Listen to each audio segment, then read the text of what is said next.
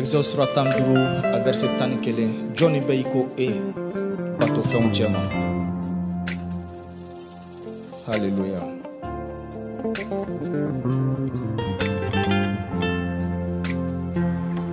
Bato fɛ un cɛma, oh Jehovah lá. Johnny e ne marabaye. Bato fɛ un cɛma, Johnny e ne marabaye. Bato fɛ un cɛma, oh Jehovah lá, Jehovah Allah, yenga Allah, bato fɛ un cɛma, yenga Allah, Johnny e ne kɔlɔsi ba ye, bato fɛ un cɛma. Johnny Johnny bato fɛ un cɛma, oh Jehovah lá.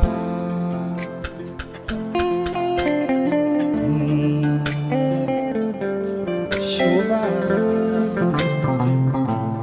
kɔlɔsiba.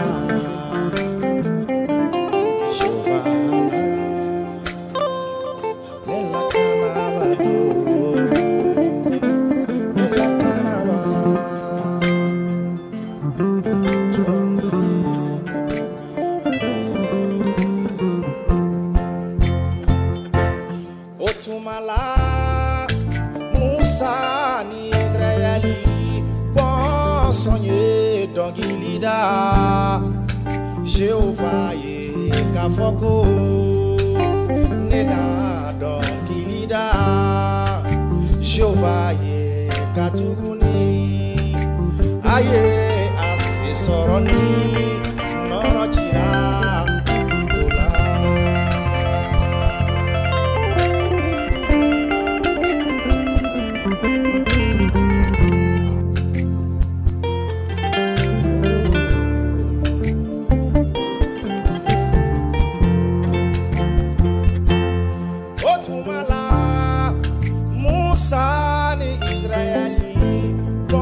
Sonye dongilida, o Jehovah ye kafoko nena dongilida, Jehovah ye katuguni aye ase soroni norojira Nicola otumala Musa ni Israeli bon sonye tanulike ko Jehovah ye kafoko nena dongilida Jehovah ye katuguni aye ase soroni norojira Nicola.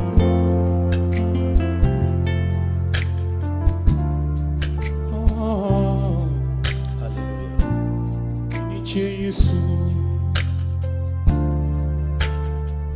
c'est ce Robin Massa, Johnny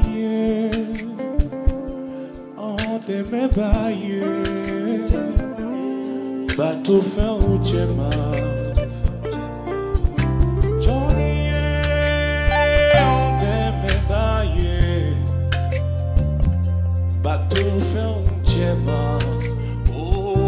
Jehovah là, oh Johnny oh Nyabaye, bateau fait un chemin, oh Johnny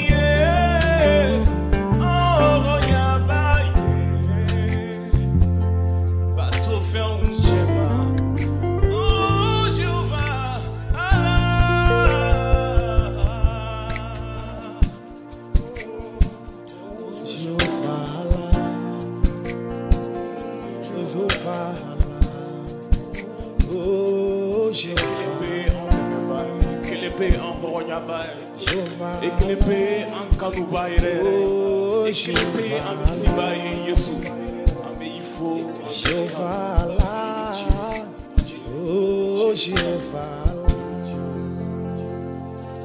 Jehovah Allah.